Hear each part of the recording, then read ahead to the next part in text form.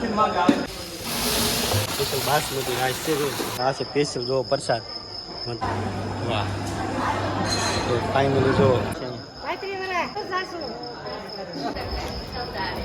અને ઓલા પણ જો અહીંથી રોટલી તૈયાર થાય ઓલી છે શેકાવા માટે જો શેકાય છે જો બનાવે છે કાકા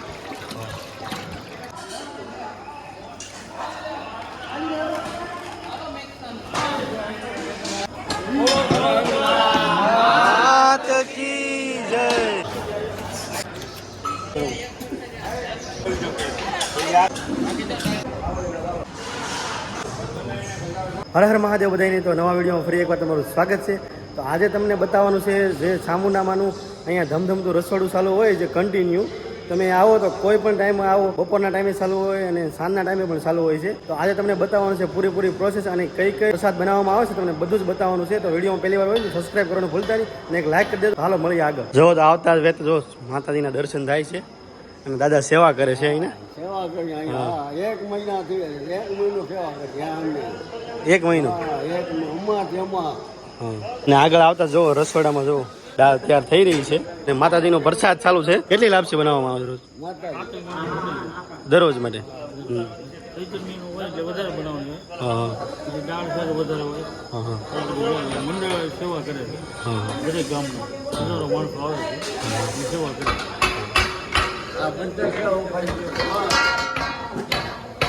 લાપસી નો પ્રસાદ બની રહ્યો છે. જોવો તો ફાઇનલી જો લાપસી નું કરી લીધો છે.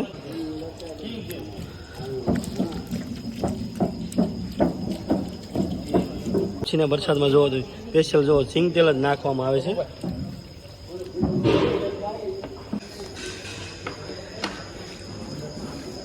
એક પછી એક લાવજો. લાપસીનો પ્રસાદ જોવો તમે આની અંદરથી હવે ઘી ઉપરથી નાખવાનું છે. ઘી ચોકીમાં ફેરી નાખ્યો છે લાપસીનો પ્રસાદ.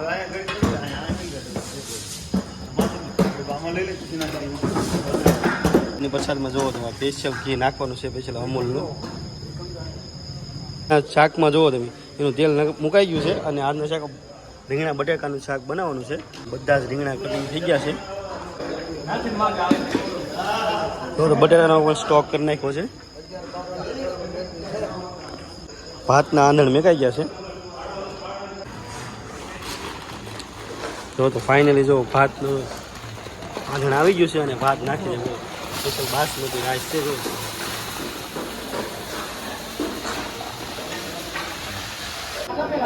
જો બધા ભાત રેડી થઈ ગયા છે. જો વાહ શાક બનવાની પૂરેપૂરી પ્રોસેસ તૈયાર થઈ ગઈ છે. તો તમે ભાઈ આદુની પેસ્ટ નાખી દીધી છે. તો ફાઇનલી જો તમે રીંગણા નાખે છે ભાઈ.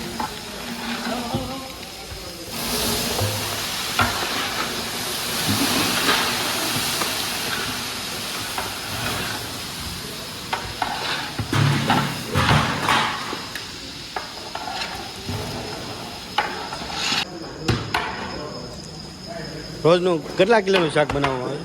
10 મણ છે. 10 મણ ને હજારો માણસો તમે હા ને રસોઈયા તરીકે બે ભાઈઓ છે. હું બધું ઘણા જમતા 32 વર્ષથી અહીંયા નોકરી કરું છું. 32 વર્ષ 32 વર્ષ. રોજનું કેટલું માણસો જમતું છે? આમ 10 થી 15 હજાર માણસ. ડ્રાઈવર હોય તો 40-50 હજાર. છે રસોડાનો કોઠાર રૂમ. અહીંયા બધી વસ્તુ સ્ટોક હોય છે. જુઓ તમે આ બધું ગોળ છે જુઓ અને આ બધું સિંગ તેલ છે, ચોખા છે, આ બધો મરચાંનો સ્ટોક છે, આ બધા મસાલા અને આ સિંગ તેલ હતી બધું સ્પેશિયલ. જુઓ તો આ બેસનનો લોટ છે અને આ ખાસ પ્રસાદ છે ચામુંડા માતાજીનો. આ પ્રસાદને કઈ પ્રોસેસથી બનાવવામાં આવે છે? પહેલા તળવામાં સીનાનો લોટ લેવાનો અને તળવાનો આવે. પછી એને દળવાનો અને પછી સાંગળી નાખવાનો. પછી ઘી નખાય, એલચી નખાય, એવું બધું નખાય. આ છે સ્પેશિયલ જો પ્રસાદ માતાજીનો. જો તો અહીંયા રોટલી હોય છે ને એટલા માટે જો આ બધો સ્ટોક જો ઘઉંના લોટનો છે અને સ્પેશિયલ જો 2 ઘંટી પણ મેકવામાં આવી છે. આ કોઠાર રૂમ છે ને સ્પેશિયલ જો ઘઉંનો છે અને જો તમે આ સ્પેશિયલ જો સ્ટોક છે જો કેટલા બધા ગાંઠિયાનો પ્રસાદીમાં જ આપવામાં આવે છે. બધાને રમાડવાના. હા, સેવ ને ગાંઠિયા ને પ્રસાદ ને લાપસી ને દાળ ને ભાત ને શાક ને રોટલી ને બધું જેટલા આવે એટલા બધા ઓલું. આ તમે જે જોઈ રહ્યા છો ને, આ બધા જો તમે જૂના વાસણ છે, એનો પણ સ્ટોક કરવામાં આવ્યો છે. આ બધા જૂના વાસણ છે જો તમે. અને આ બધી જ ભેટ આવેલી છે, આ બધી વસ્તુની જો આ બધી જ પિત્તળની વસ્તુ છે. અને રોટલી બનાવવા માટે જો અહીંયા તાવડી પણ છે. જો તમે અહીંયા રોટલી બાંધવાનું સ્પેશિયલ ઇલેક્ટ્રોનિક મશીન આવી ગયું છે. રોટલીનો લોટ બાંધી રહ્યા છે, લોટ નાખી દીધો છે. તો ઉપરથી જો થોડુંક તેલ નાખ્યું છે, માટે જો ઉપરથી જો પાણી નાખીશું. વાહ, તો ફાઇનલી જો મશીન ઓલરેડી તૈયાર થઈ ગયું છે.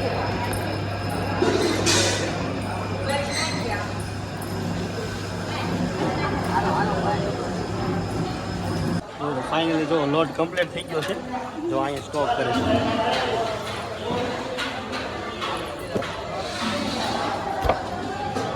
રોટલીની સેવા ચાલી રહી છે. જો આ મારી જો રોટલી બનાવી રહી છે. કેટલા ટાઈમથી કામ કરો છો માસી અહીંયા? 35 વર્ષથી સ્પેશિયલ રોટલી જ બનાવો? તમે બેન કેટલા ટાઈમથી કામ કરો? 5 વર્ષ. તમે ક્યાં રણુજાથી?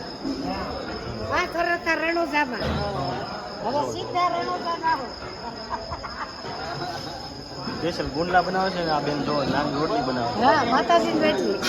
માતાજીની પ્રસાદી માટે જો નાની રોટલી શેકાઈ રહી છે. આ માતાજીના પ્રસાદી માટે છે ને મારી? માતાજીનો થાળ ધરવા માટે બધાય મહિલા મંડળ આવી ગયા છે. ને જો અહીંયા ગુંડલા તૈયાર થાય છે.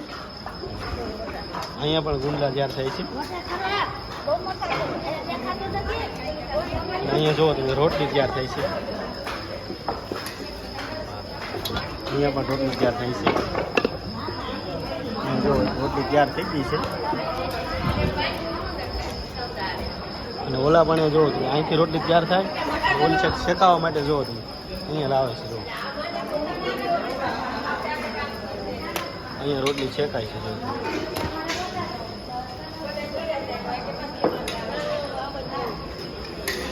જો તો બીજી રોટલી આવી છે. જો હા,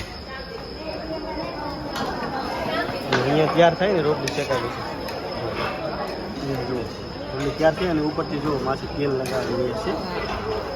ક્યાં ગામથી મંડળ જાઓ છો માસી? મવાથી બધા તેલ લગાડે છે. અને હવે આખું ગ્રુપ છે ને, જો આ બધું મવાથી ગ્રુપ સેવામાં આવેલું છે આજે. જો તમે સ્પેશિયલ ગામડાની ટાઈપમાં જો તમે ચાય બનાવે છે કાકા.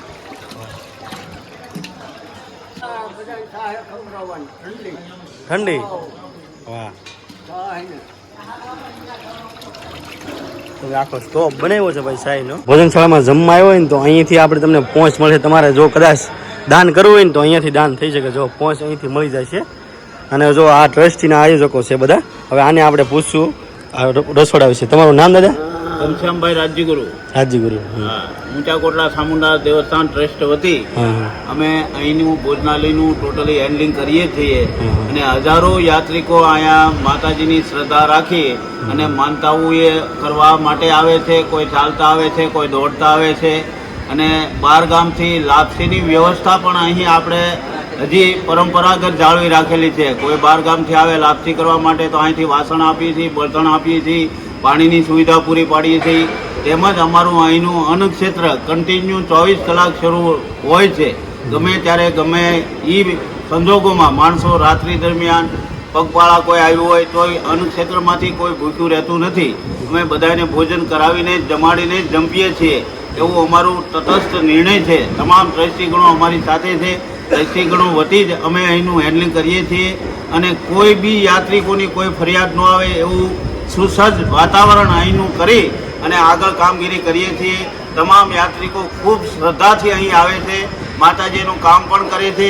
ભાવથી અનેક યાત્રિકોના કામ માતાજી પૂરા કરે છે. જે કોઈ મન્નત રાખીને માનતા રાખીને અહીં આવે છે ખાલી દર્શન કરવા આવ્યા હોય ને માનતા અહીં આવીને કરે છે કે માતાજી મારું આ કામ થઈ જાય તો હું હવા 5 માણાની લાપસી કરી, હવા પાલીની લાપસી કરી, હવા માણાની લાપસી કરી અને માતાજી એનું કામ કરી આવે છે. અને એ લોકો શ્રદ્ધાથી અહીં લાપસી બનાવવા આવે છે. તેમજ તૈયાર થાળની વ્યવસ્થા પણ અહીં ભોજનાલયે આપણે રાખીએ છીએ.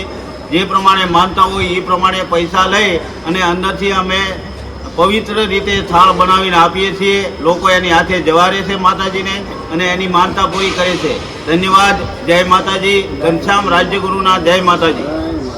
આનો ટાઈમિંગ શું રહેશે અહીંયા ભોજનાલયનો સવારમાં? ભોજનાલય સવાર 9:30 થી આપણે શરૂ થઈ જાય છે. 10 વાગે આજુબાજુ ભોજનાલયનું હરિહરનો સાથ પડે છે. પછી રાત્રિ દરમિયાન પણ 24 કલાક શરૂ રહે છે. માતાજીની આરતી સંધ્યા સમયે જ્યારે થાય ત્યારે 1.5 થી 2 કલાક આપણું ભોજનાલય બંધ રહે છે. લગભગ 5:30 બંધ કરીએ છીએ અમે હાલના. પછી 7:30-8 વાગ્યાથી ફરી પાછું પુનઃ શરૂ કરીએ છીએ. પછી 24 કલાક જેવું જ અમારું ભોજનાલય શરૂ રહે છે. પાછું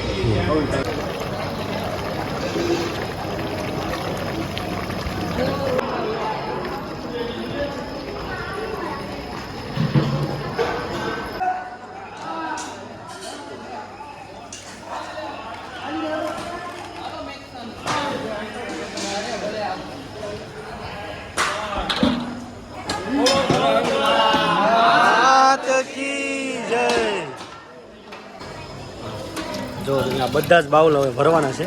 ત્યારબાદ કાઉન્ટરે આ બધા જ બાઉલ લઈ જવાના છે.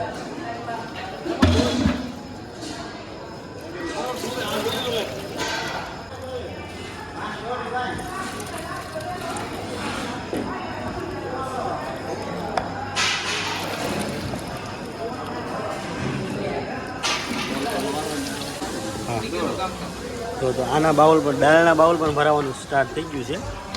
દાળ પણ કમ્પ્લીટલી રેડી થઈ ગઈ છે.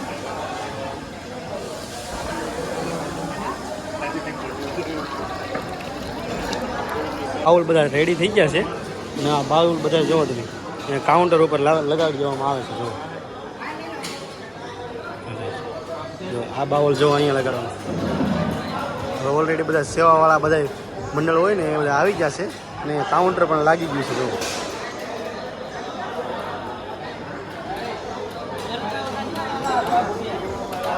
જો આ બાઉલ અહીંયા રાખી દીધું. માતાજી મંદિરનો થાળ રેડી થઈ ગયો છે. માતાજીની લાપસી, માતાજીનો પ્રસાદ, પ્રસાદીમાં ગાંઠિયા, જો તમે રોટલી, શાક, તો દાળ, અચ્છા ભાત, ત્યારબાદ જો છાશ. જો આજના પ્રસાદીમાં જો આ બધું છે. જો દાળ, ભાત, શાક, રોટલી અને આ બધા પ્રસાદ છે. તમને બતાવ્યા છે. ક્યાં ગામથી ગ્રુપ છે બધા? બોરલા મંડળ. જો આજની સેવામાં જો આ બધા જ ભાઈઓ છે ને એ બોરલાથી આવેલા છે. બોલો સાઉન્ડ માની. અને આપણે આ ઊંચા કોટડાની અંદર અન્નક્ષેત્ર કન્ટિન્યુ 24 કલાક ચાલુ રહી છે. તો ખાસ આ વિડીયો હતો અન્નક્ષેત્રનો. તો ખાસ કેવો લાગ્યો કમેન્ટ સેક્શનની અંદર કહેજો. અને ખાસ નવા હોય તો સબસ્ક્રાઈબ કરવાનું ભૂલતા નહીં. મળીએ આવા નવા વિડીયો સાથેથી. ત્યાંથી બાય બાય. અને હા ખાસ જય સાઉન્ડમાં કમેન્ટમાં લખવાનું ભૂલતા નહીં. Bye bye.